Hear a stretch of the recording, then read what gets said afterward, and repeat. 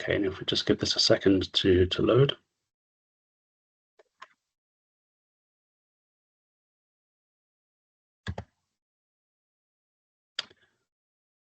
Okay, can someone from St Mary's just confirm you can see the presentation on the screen? It's It's coming still up, Greg. loading. It's still loading. Okay, just 1 second.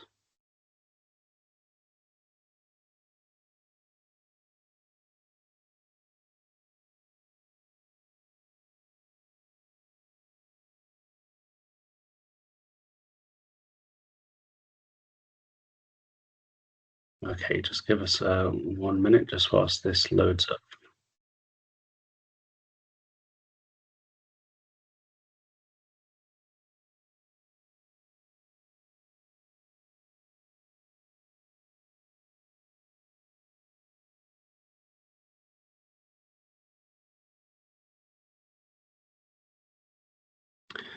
Okay, I think you can see that now. Can you see that?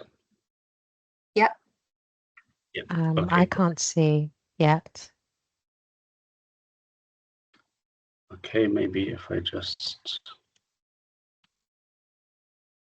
1 second.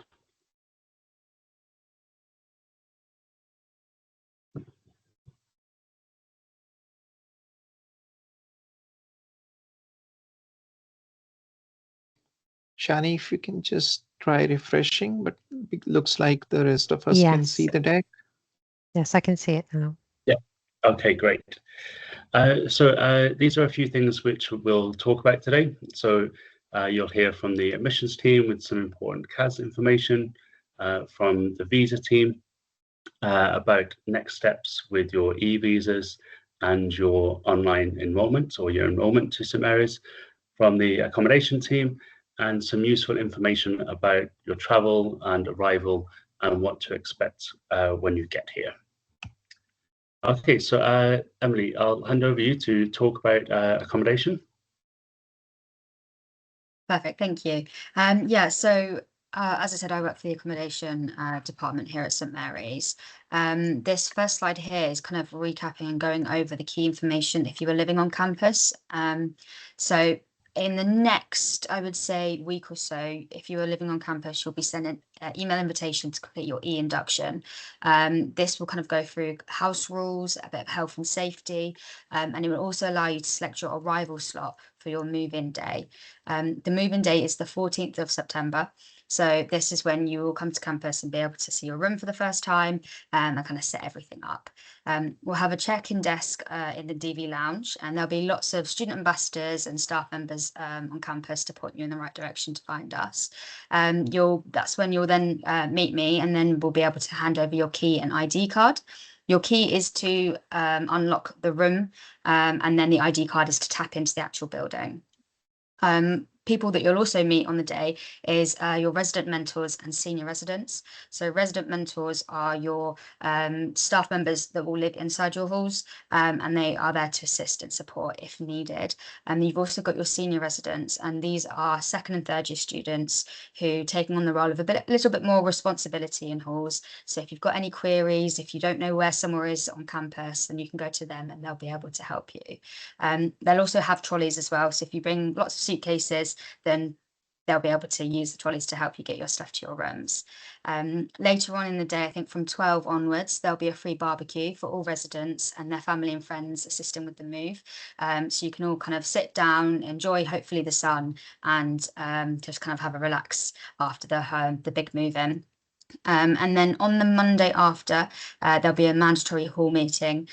So then you'll go in your hall and then kind of meet your resident mentor a little bit more and then find out a few more house rules. If we move on to the next slide, please.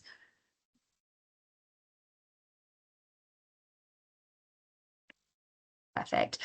So on this slide, I would highly recommend if you take a photo of this. So this is just some suggestions on items to bring, items to purchase after you arrive, and then items that are already in your room. So if you have a look through and you can see kind of what things are kind of necessary for you to kind of bring on the plane over with you, and what things that you don't need to bring with you, because you can buy here, because the last thing we want you doing is overpacking and bringing too much to handle when you can actually just buy it here, so it's easier for you. And then we've also got the things that are in your room, so your desk, chair, bed and mattress, wardrobe, drawers, waste bin, shelving, desk lamp and notice board.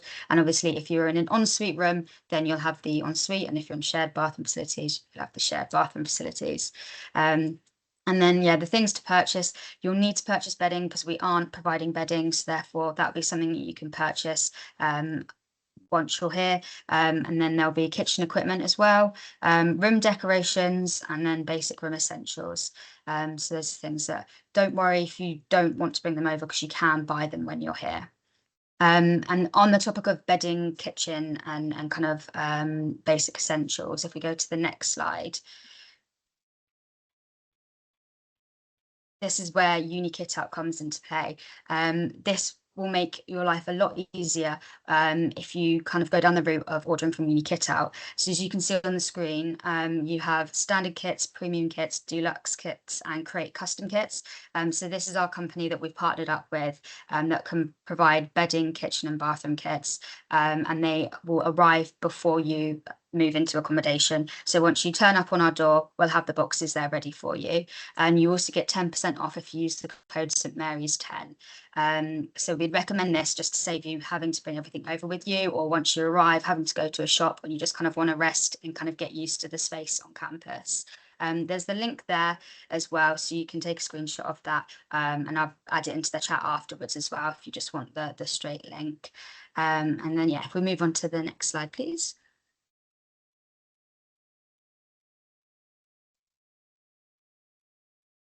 And this is a big thing. If you've not found accommodation yet, it's not too late.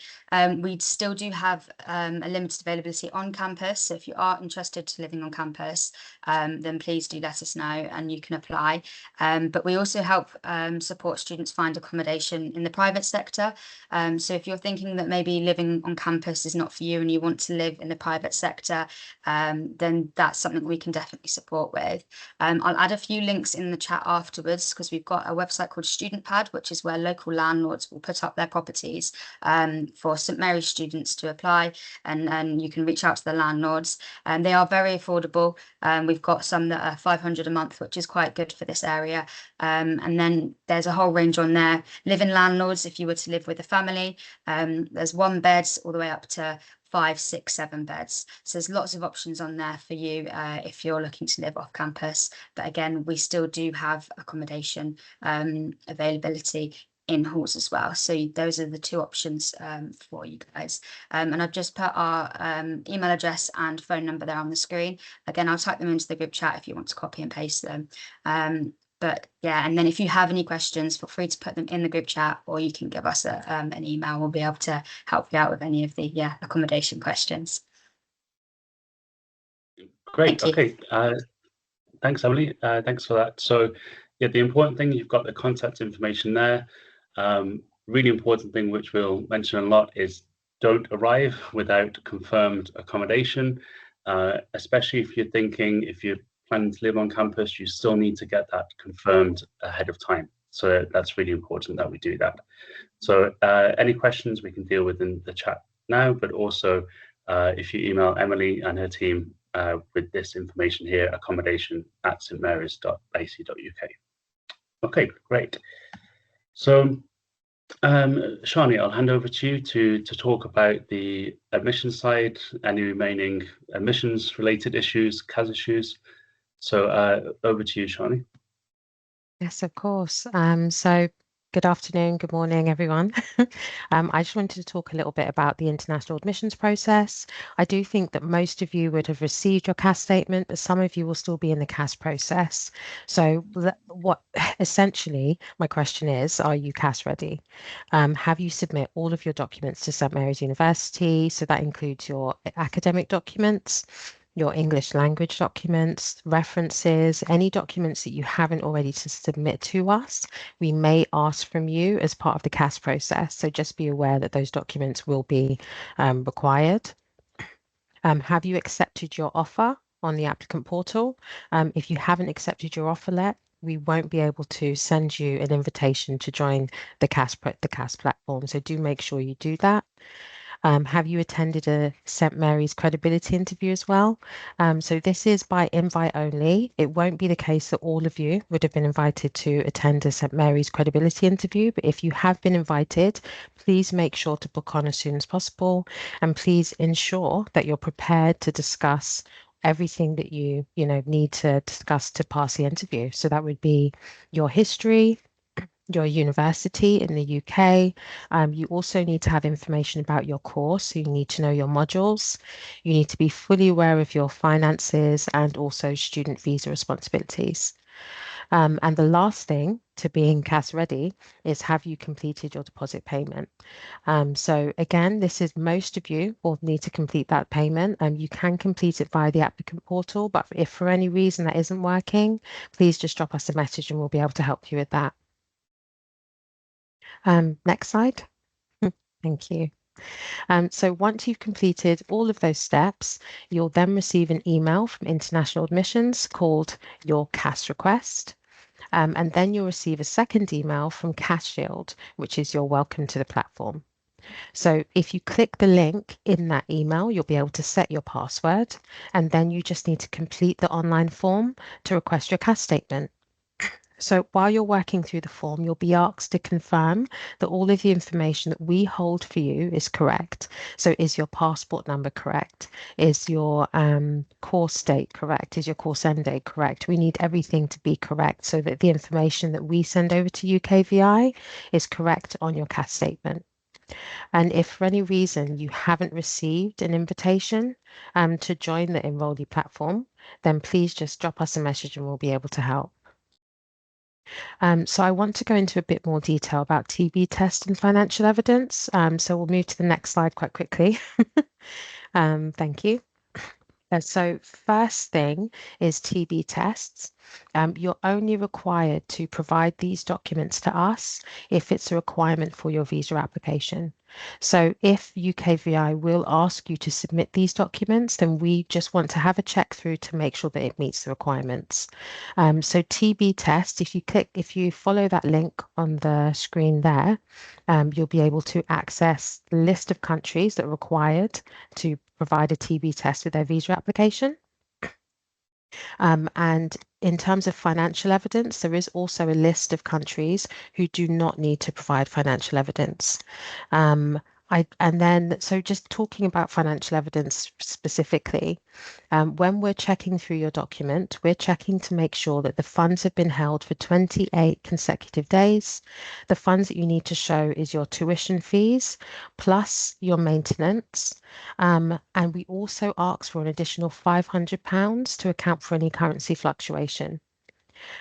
So I do think some of you would have already received your CAS statement, and even if you have, it's still important to be mindful of this information, because if you haven't submitted your visa application yet and your financial documents no longer meet UKVI requirements, I would suggest that you contact us, because we will be able to help. We will be able to advise if for any reason your financial evidence is no longer meets if you no longer have the right amount of funds because of currency fluctuations, or if your financial evidence is now out of date, please do contact us and we'll be able to help, because it may be the case that you can pay more money towards your tuition fees, or maybe you need to submit new documents, and we'd be happy to check those for you.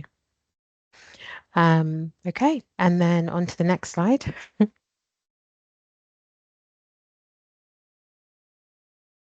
Thank you. So once we have checked through all of your information, we will send you a copy of your draft CAS statement. And we do ask that you check that really, really carefully, because that is the information that we send over to UKVI. If any of that information is incorrect, we may need to issue a whole new CAS statement for you. And if those errors aren't picked up, then it may cause issues for your visa application. So please do just double check your draft CAS email so that when we issue your final CAS statement, it's correct. Please also, as soon as you've received your CAS statement, submit your visa application. So we do have instructions in your CAS email as to how to submit your visa application. You will need your CAS number to apply for your student route visa. And then following that, the next thing you have to do is just keep us updated. If you are experiencing any delays with the visa application process, just let us know. If you received any communication from the Home Office that you're not sure about, let us know. As soon as you receive a decision on your visa application, let us know as well. And you can inform us on all updates by updating CAS Shield. You'll be able to log into the platform and let us know when you're arriving in the UK. You'll be able to upload a copy of your visa or your share code. So do just make sure to keep us updated so that we can support you through the process. So the last thing I just wanted to cover was please make sure that you do not book any non-refundable flights until you've received a decision on your visa application. It may be that you receive a decision a day after you've booked your flight, and we do see that quite often. So please do just hold off on booking that flight until you've received your decision. Do not enter the UK before your visa start date. If you enter the UK too soon, you won't have entered as a student. You may have entered as a visitor, and that will mean that you may have to exit the UK and re-enter again to activate your visa. So please just be aware of that visa start date and make sure you don't enter the UK before then. Please also be aware of your latest arrival date. So your latest arrival date is listed on your CAS statement. And that is the latest date that you must be in the UK attending classes. If for any reason you feel that you won't make your latest arrival date, you haven't received a decision on your visa application or you're struggling with flights, please just do let us know and we'll be able to advise you best on what to do next. And lastly, if you have any questions about admissions, any questions about your CAS statement, any questions about your visa application, just drop us an email and we'll be able to help. Okay. Great. Okay. Thanks, Shani. So importantly, communication is key, like we've said before, to keep Shani and the team up to date with any delays in particular or any issues. I know Shani will be checking the chat function in this call now, but also that email address will be really important there. A few points which Shani mentioned, such as share code, Ruby will talk about shortly, so don't worry if a few of those are new to you. We'll cover that in today's presentation as well. Okay, so on that note, once you have your visa, a few practical points on travel and arrival. And then I'll hand over to my colleague to explain more about the post-granted visa process. So there'll be lots of pre-departure information on the website, including this presentation, if you need a refresher. So you'll get this link in an email later this week or early next week. So make sure you continue to check your emails regularly. And some practical advice, think about access to money. So when you first arrive here, it's unlikely that you'll have a bank account open in the UK. There might be issues accessing your current bank account, and it may be some time before you're able to open one. So make sure you think about how you have access to money for those first few weeks before you have full access to your funds. This could be having a particular type of prepaid travel card, a certain amount of cash, but of course be careful with traveling with large amounts of cash, safety-wise and due to restrictions with that. But yeah, make sure you can access money somehow. If you're taking any medication, make sure that you have enough medication to cover you again before you get all your healthcare set up here. And we will talk about this when you arrive in your induction and orientation sessions. We'll go into detail about how to register with a doctor, for example, how to use the healthcare system here. But before that, we strongly recommend that if you have any important doctor's appointments, that you do that now before you travel, and that you get your prescriptions and medications sorted before you leave so that you have a good amount of medication if needed before you travel. As we've said, make sure that you have your accommodation confirmed, but also thinking practically and logistically, think about how you plan to get from the airport. Probably, I imagine most of you arriving at Heathrow Airport to your accommodation. So plan this ahead of time, just in case you have connection issues when you first arrive. London is obviously very well connected, but it is also a very, very big city. You might be surprised if you're planning to just jump in a taxi. That might cost you a lot more than you expect.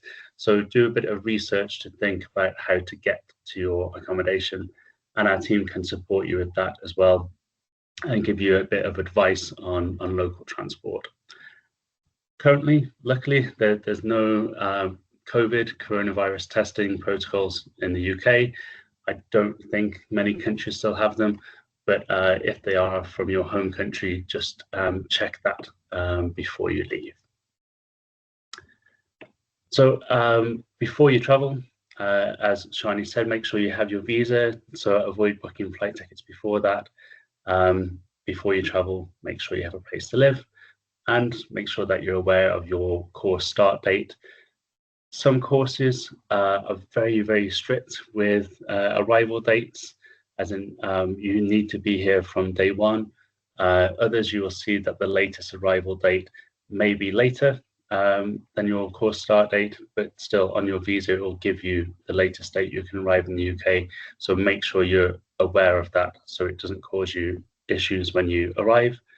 And also academic learning issues. It's obviously better to be here from the start to give you the best chance to succeed there.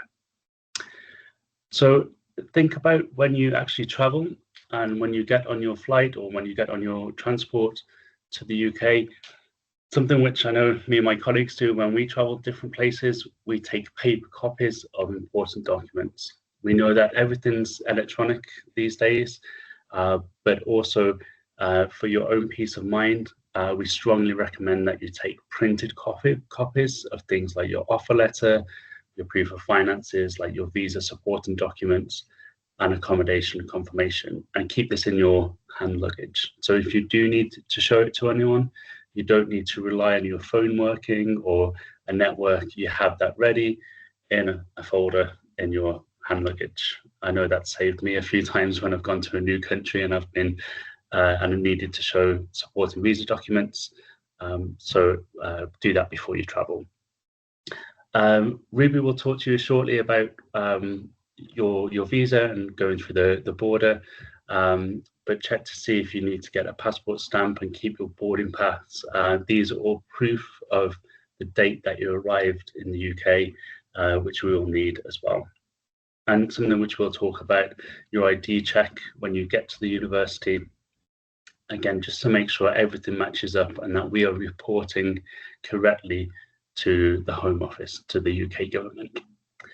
Some other useful links here. Ukisa is an external website. It's not linked to the university, but it's got some useful information on what to expect when you first arrive at the airport in the UK. Now, like in most places, the immediate immigration hall may not always be the most welcoming, but border officials have a job to do. So it will give you some information on what to expect there. And like we said, some practical ways for you to get to the campus as well, so you can see the direct directions to the campus. So I will actually stop sharing my screen now, and I'll hand over to Ruby, who will tell you about the e-visa process and the enrollment process also. So let me just come back to the main screen now. All right, thank you, Greg. Great. Okay, over to you, Ruby. Thank you.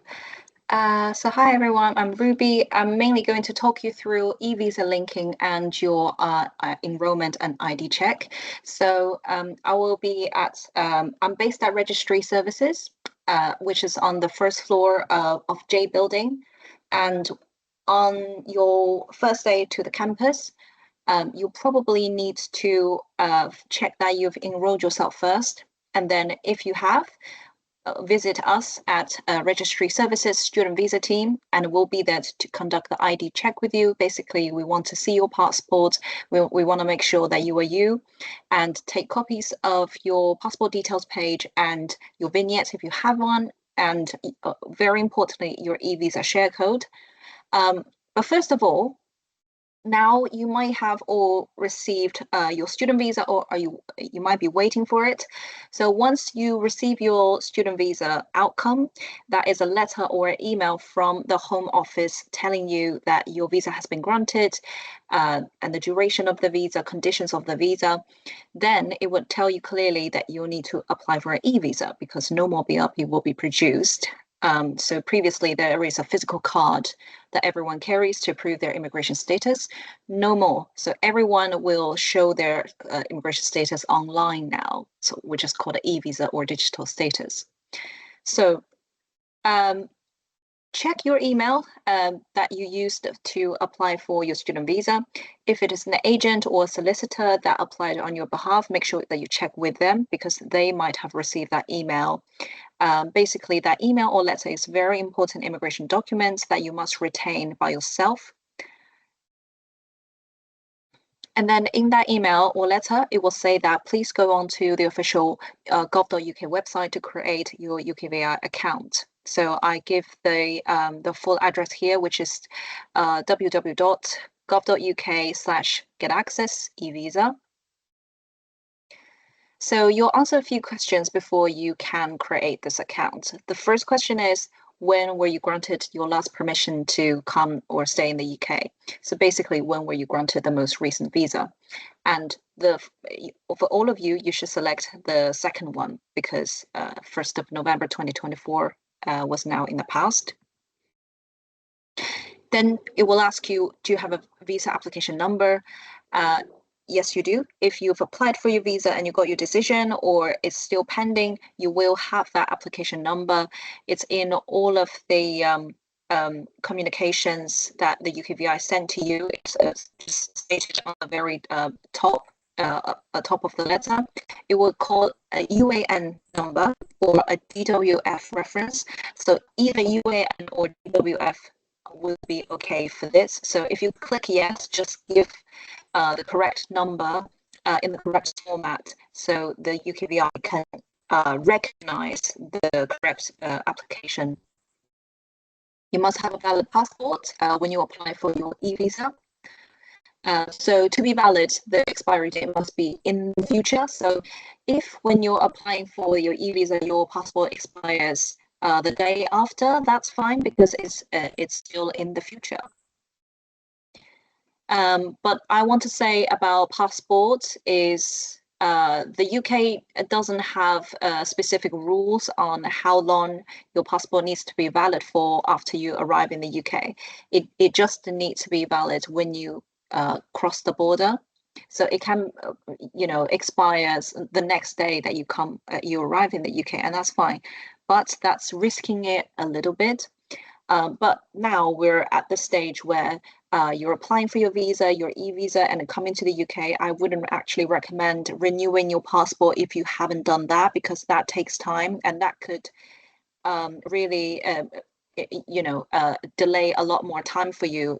So what you need to check is if the embassy in London or in anywhere in the UK provide the passport renewal service for your nationality. If they do, congratulations, you could renew your passports once you arrive in the UK. If you can't, you have to renew it inside your country. Hopefully you've done that already, because it's quite late already to do that. But if that takes time, just communicate with international admissions so we're up to date on your arrival date. So after answering all that question, you can create an UKVI account. You'll be creating this account for yourself. Typing your name shown on your passport. Choose your country of nationality from the drop-down box, and choose the document that you'll be using to create this account. So all of you should use a passport, because you won't be issued a BRP. Type in the passport number and the country of issue, and also enter the expiry date for your passport. Your date of birth is needed, and also you need to provide your personal email address. This is very important. This must be an email address that you personally have access to forever. It can't be a temporary address at your company or from your previous university or even St. Mary's University. This email address, you must have full access to it on a permanent basis. Phone number, you know, if you have a UK number, I would highly recommend that you use the UK number, which is +44 for the country code. If you don't, that's fine. You can use your overseas number for the moment, but you'll be able to update that contact preference once you've got your e-visa, because you'll also need to update your passport details once you renew it in the future. So that's doable. So just enter a phone number that you're using now, which you can receive a one-time code from the Home Office to log in. And just choose whether you want someone else to have access to your accounts. Mostly probably no. Check your answers before you proceed. If you spot any errors, you will be able to click change to edit the answer, because once you proceed, you won't be able to change the answers retrospectively. And now the page will say, now please sign in. Your account has been successfully created. Once you log in, the first thing you see is your form and link your e-visa to your UKVI account. And it says you haven't started. Great, so just click start. That's the starting point of linking the e-visa to your account. So there are 3 sections and 6 steps to linking your e-visa. The whole process should take less than 30 minutes without any technical issue, that's to say. It's very straightforward. The most time-consuming part is just the very first, confirm your identity. Okay, so if you are you're probably linking your e-visa online, you know, sorry, on your laptop, creating their account. But right now, you need to take out your phone, your mobile phone, and download an app called UK Immigration ID Check. It has this purple background with a crown logo shown over here. Make sure you download the right one, because there might be multiple versions, but this one is the correct one. And make sure you have the right phone to run it. It needs to be an iPhone 7 or newer model. An Android phone must be able to make contactless payments. That's because you'll be able to scan the chip in your passport if your passport has a chip. If that doesn't meet the requirements, you won't be able to proceed past this stage. So check with your friends or your family if you don't have the right phone and their phone is of a newer model. But you must have a correct, suitable phone to run this. And if nobody around you or you know can lend you the phone or have a suitable phone, just come to St. Mary's. We have a phone that can help everyone complete this ID check process. So now you need to link your UKVI account to the account on the phone. So you can either connect the app by typing in the connection code shown on your mobile phone back to the laptop, or you can scan the QR code shown on the web page with your phone camera. And once that's recognized, the pairing is complete. So now you can start the ID check process. The first thing is you need to take photos of your travel document, which is your passport. So it will ask you to take the details, the personal detail page of the passport. Just make sure that the page aligns with the border, corners shown on the screen. And once that detail was captured by the app, please review and confirm the details to make sure it's correct. And then scan your face. What you need to do is to align the contour of your face with a shape, a round oval shape on the screen, and then hold still while the scanning is processing your facial image, and it will flash this RGB color. And that's very normal, just hold it. Final step is to take a photo of yourself against a plain background. It can be gray, can be white. and that will be used as your e-visa avatar. And that can be changed later on, so that will be permanent. So make sure that you take one that you're happy with. It can be a selfie, or if you want someone to take it for you. What you can't do is you can't upload a photo that's already in your photo gallery. So if that's completed, that's great, because that's 80% of the work done here, because the rest of the questions are very straightforward. Confirm your location. Okay, confirm your location, whether you're in the UK or outside the UK. And if you're overseas, you don't need to specify the country that you're in. Contact preferences, it will show that, are you happy for us to contact you by the email or the phone that you've just provided to us? And you can click yes to those. Choose account security questions. There are 3 security questions. Just choose the one that you have the most natural answers to, and maybe note down the answers to the security questions somewhere safe. And then simply declare, click the declaration and submit your application. So after that's done, you'll receive an email from UKVI to say, thank you for submitting your e-visa application. We're on it now, we're processing. And that's not the exact wording, but they will send you a confirmation email to say that, thank you for doing that. In a few days' time, hopefully 24 hours or 48 hours, you'll receive another email from the UKVI to say that they have approved your e-visa. Now you can view it by logging into your UKVI account. And when you log in, you'll be able to see your digital image that you took for the ID process. You'll be able to see your student visa, visa conditions, start and end date. And at the bottom of the page, you'll be able to hit a button called Generate Share Code. And that share code is essential for you to cross the border and for you to approve your right to study with St. Mary's when you do your ID check with us. So if you're not sure whether your e-visa is approved, I found this very straightforward way, which is check your email inbox. Okay, check your email inbox.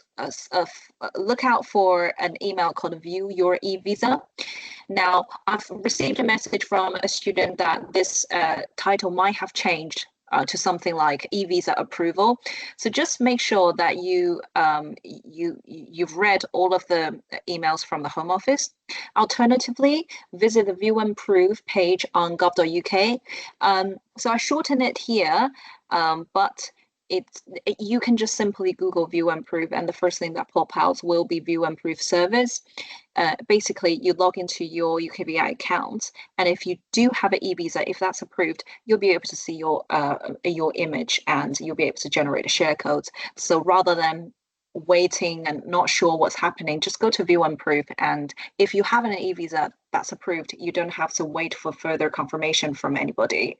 Okay. So yes, so what's next is, now you've got your e-visa, hopefully, please generate a share code. That is important because when you cross the border, apart from your travel document, probably carry a digital copy or a paper copy of the share code. So if the border officer can't locate your immigration status on the system, they can simply type in the share code and bring that up.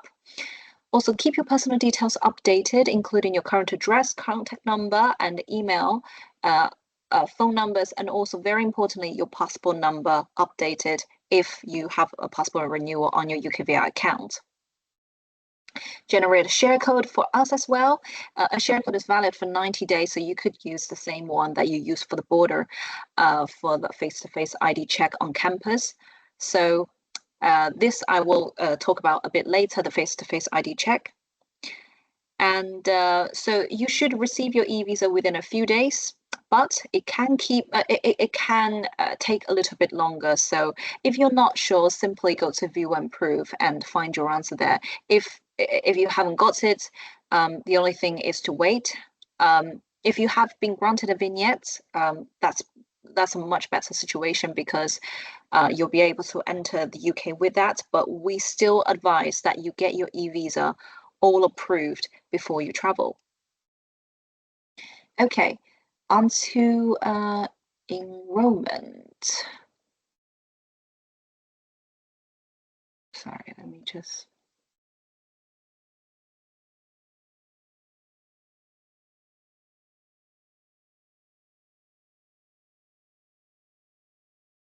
So now you've done, now you've got your e-visa. What's going to happen very soon, this week or early next week, is that you're going to receive an email from St. Mary's saying, please enroll. So that's very exciting. So our enrollment is completely online. Okay, we do have a face-to-face ID check with the visa team, but for the enrollment part, there's no physical enrollment. At St. Mary's, it is done very conveniently online. So once you receive that email, and it looks like this, it will ask you to go to eVision, which is the student portal, and set your password. And remember that password, because you'll need that every time you log in. And once that's all done, please have a share code ready, because in the visa section of the enrollment task, you'll be required to enter that details. So there are 11 tasks in the enrollment task. There are finance. You'll be able to see your installment dates, your tuition. You'll be able to see module selections, for example. And also there's the visa section, and there are some declarations, things to read. So there are 11 steps to that enrollment, and you have to complete all of them to complete the enrollment in full, and then you'll become provisionally enrolled. So for the visa section, we will ask you when you received your student visa. So simply give us the date that you received that student visa decision letter from the Home Office. So the day that you receive the letter or email is the day we want.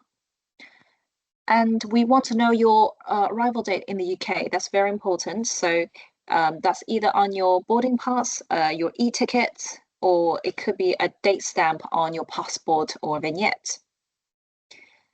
And please upload a copy of your e-ticket or boarding pass. Also enter your student visa type, your visa type, which is student route visa. Now, the next page, we will show you the passport number we have on you on our student record system. And please, if the details are correct, simply continue. If these are outdated or inaccurate, please upload a copy of your passport so we can correct that on our system. So this part, for most of you, you wouldn't need to action anything. Simply check the details are all right and then continue.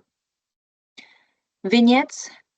So some of you may have vignettes, some of you won't have vignettes. The cutoff point is the 15th of July. From 15th of July, the Home Office will, stop issuing vignettes, so visa stickers for everyone. But before that, you may have been granted a vignette, and that's valid for 90 days for multiple entry into the UK. Whether you have a vignette or not, it's important to get your e-visa approved before you travel. So if you have a vignette, please upload that for us. And the next thing is we want your share code. So please upload a share code for us so we can access that, and that will be your right to study documents.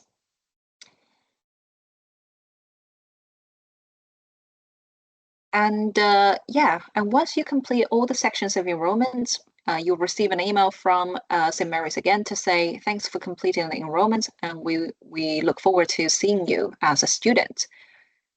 And you'll be asked to set up your multi-factor authentication so you can access university system. But here I want to say, once you complete enrollment, you're not fully enrolled. As international students sponsored on a student visa, we must conduct a face-to-face ID check.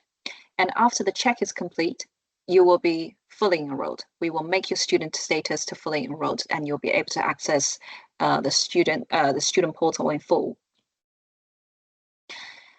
And first day on campus, you might want to collect your student ID card at a security desk, which is just situated next to reception at the front of the campus. And check an email from Student Visa about completing your ID check. And if you receive that email, please come to Registry Services, which is on the first floor of J building with your passport, e-visa, and your boarding pass, and speak to either me or Chris. So Chris is my manager, I'm the student advisor, so us is the student visa team. So when and where and what documents to bring is all in this page. It's at Registry Services, first floor J building, and we're open from Mondays to Fridays from 9:30 to 4 for ID check. You need to bring your passport, your boarding pass, and your e-visa share code for us to complete that. And once that's complete and you've done your enrollment, we will change your status to fully enrolled. Now, here I want to stress the importance of completing your online enrollment before you show up for your ID check. If you haven't completed your enrollment task in full, we won't be able to conduct the ID check, and you may have, come here all the way from your home. So to avoid disappointment, please make sure that you complete the online enrollment by yourself first, and then come to registry, bring your IDs, and then we'll do that. And then you're all done. And also, if you have technical issues, if you have questions about completing enrollment, I'd advise you to go to the library, because we have student ambassadors stationed at the arrival hub. It's just at when you first enter the library, you'll be easily identify them. So just go to the student ambassador at the library. They will be able to help you with any sort of technical issues or signposting, or just give you some sort of they'll be able to answer some general questions about enrollment. Because you must complete your enrollment before you turn up for the ID check. And unfortunately, we are sort of not in a position to answer too many questions about the enrollment, because there are module selections, they're also finance, but we will be able to answer specifically the visa sections of the enrollment. So just make sure you do that. And we want to explain your visa conditions to you, because there are many things you need to be aware of while studying in the UK as a student. We will hold 2 webinars, welcome webinars, when you arrive. So for some of you, I think for most of you, the first webinar is in it's around the 18th of September, but keep your eye peeled for a confirmation email from International. They will tell you when that webinar happens. And as part of that, we will talk about visa conditions, about your engagement threshold, attendance, right, work, term time, placement, graduate visa, Schengen visa. So everything that is related to you, everything is essential to your visa. And also here, I want to say that it's very important to download My SMU app. In that app, you'll be able to see this big section called Visa Information that has a wealth of information about your visa. Also, you'll be able to see your calendar, your email, timetable, and you'll be able to record your attendance for each of the lecture. So for each of the lecture, you need to enter a one-time code to make sure that you're checked into the lecture. Otherwise, you will be marked as absent and will have to investigate. The attendance threshold is currently minimum 70% for all visa students, unless you are on a foundation program, which is 85%. But for most of you, it will be 70% at least per week. So if you don't complete the ID check, it's a bit troublesome, because you won't be able to access your student portal. And if you don't access your student portal, you won't be able to request letters for opening a bank account, for showing your landlord and showing the council that you're exempt from paying council tax. So that will create some troubles for you. So please make sure once you receive your e-visa, start doing the start doing the enrollment. After the enrollment, come to ID check. So the order is e-visa, arrive in the UK, do your online enrollment, complete that, and come to registry services for the in-person ID check. Other services you should know. So the fees team, which is also on the first floor of the J building, simply just ring the bell on the left side of the counter. Ours is on the right, to speak to the fees team. And if you have questions about your installment plan or your tuition fees, they are the people to talk to, or if you want to pay your tuition fees. The accommodation and well-being student services, they are on the second floor, one floor above us of the J building. So it's very convenient. We're all in the same building. So simply check with the accommodation team on the availabilities of student halls, or simply ask for them, ask for help looking for private rent. But we require that you live within 1 hour of public transport by travel, because in order to meet the threshold of 70% of attendance, you'll need to live very near the campus, and also we want you to feel integrated and part of the university, so that you're fully engaged socially and academically. And if you experience technical issues, such as logging into your student visa, St. Mary's account, please just head to the library and speak to the help desk staff. Student visa team won't be able to help you with that because we're not technical. So go to the library if you need help with that. And I think that's my part, but I'll stay for Q&A. Thank you, Greg. Pass on to you. Okay, great. Thanks, Ruby. Now, we appreciate there's a lot of information there. So like I said, we're recording this. It will be on the website and you'll get a link to it in an email. So if you do need to go back and look at those steps, there's lots of probably new information for you in there, so you're able to do that. And of course, Ruby and her team can be contacted on studentvisas@stmarys.ac.uk. Okay, let me just share my screen again now for the last part of the presentation, just to give you some ideas on how to get settled when you first arrive here. But of course, a lot of this we will cover in your induction when you arrive here as well. So let me just share my screen again now.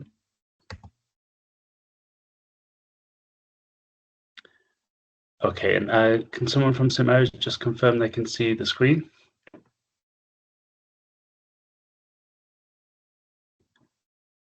Yes, I can. Yeah, great. Okay, perfect. Okay, so just some advice on what to think about ahead of time to basically maximize your success and to give you the smoothest start to your time here in the UK. So Ruby mentioned the app that we have, the St. Mary's app, which is called My SMU. So make sure this is downloaded. This will have lots of information on there. Importantly, your timetable, which you must check carefully, and it is required for attendance, which is really important for you as we do report this to the government, as Ruby said. So you can download that to get ready.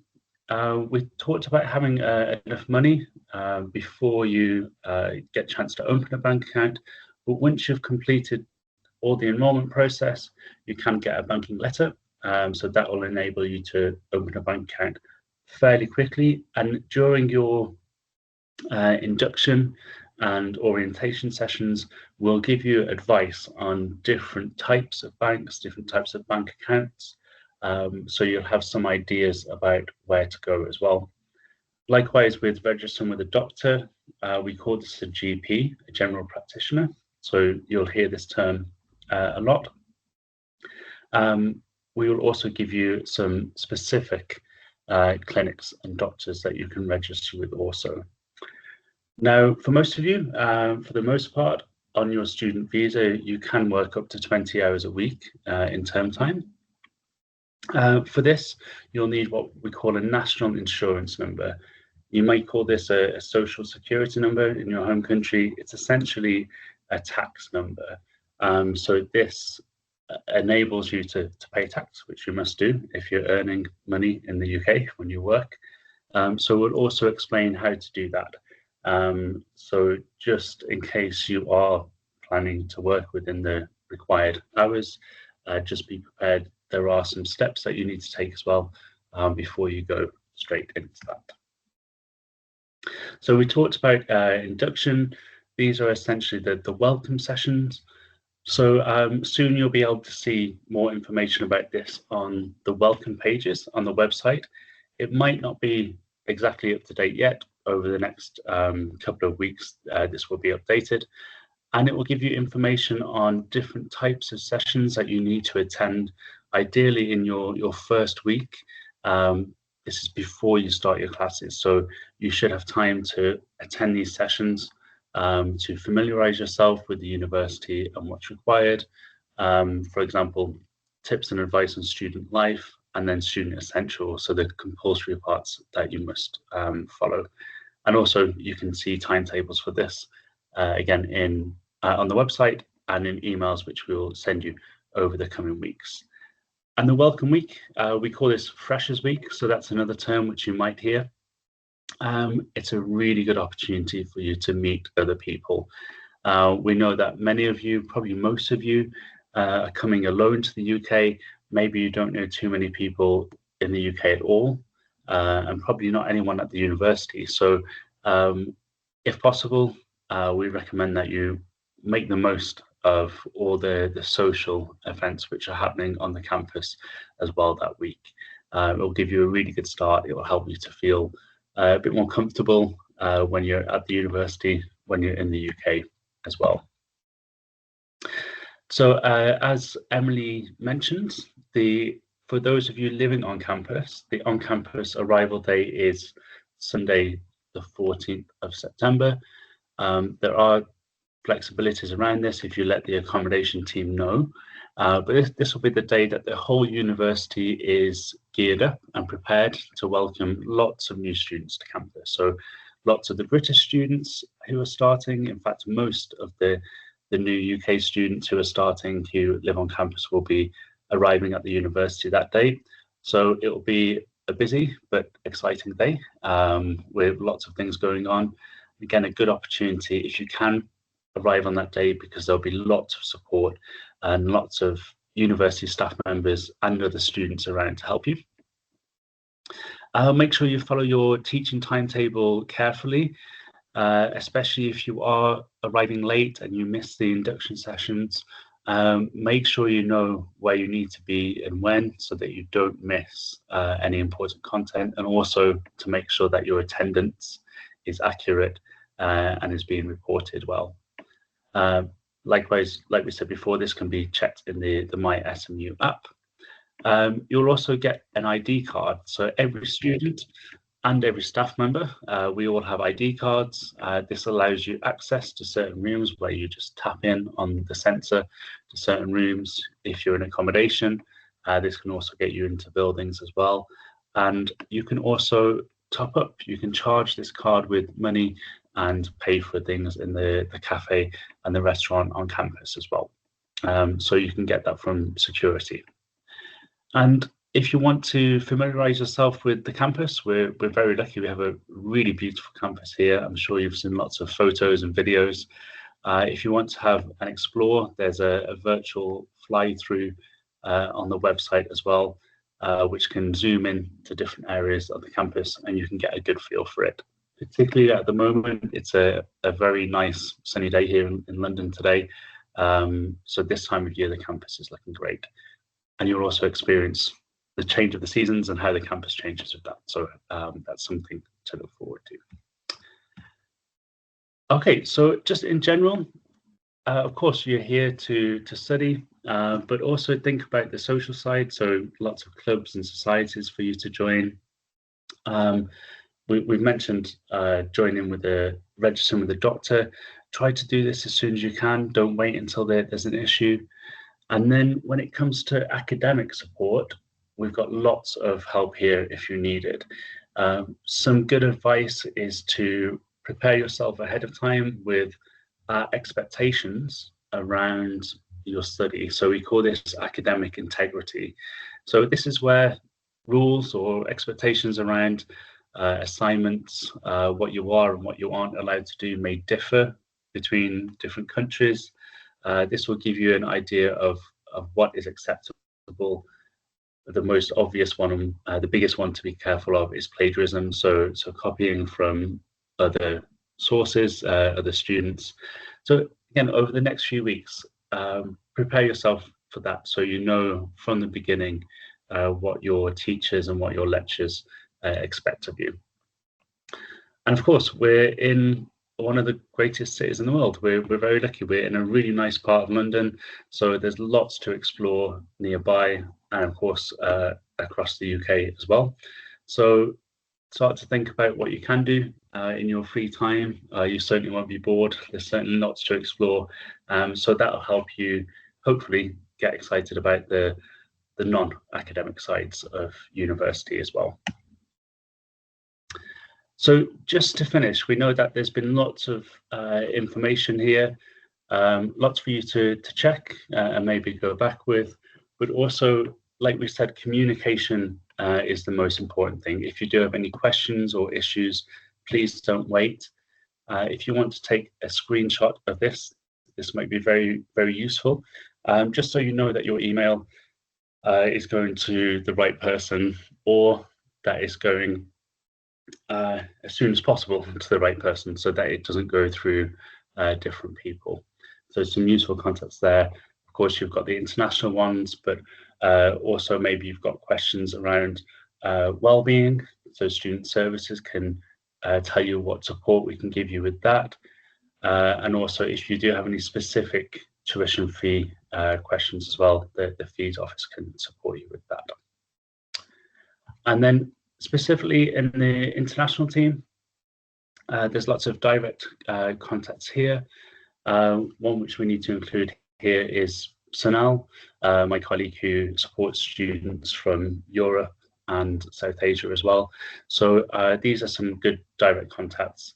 I'm Greg here. I look after the Middle East and Africa. So I'm sure I've been in contact with some of you directly on this call, but this is good if you want a direct personal contact, or if you are unsure of who to contact, we can advise you. And we'll certainly see you when you're on campus as well, which we're looking forward to that. Okay, so that brings the main part of the session to an end. So I'll stop sharing my screen now, and I'll come back to you in the main part here. Thank you for your time today. If you do have questions to follow up, you've got those contact details there, and you will receive a few emails over the next couple of weeks before we see you in the middle of September. So make sure you check your emails. There'll be useful information there and links to this session as well. So I'd like to say thanks to my St Mary's colleagues for joining today. And I know that we're all really looking forward to seeing you in a few weeks on campus. So with that, I will stop the recording and I'll end the call, and we'll see you at St Mary's very soon. Okay, so thanks everybody.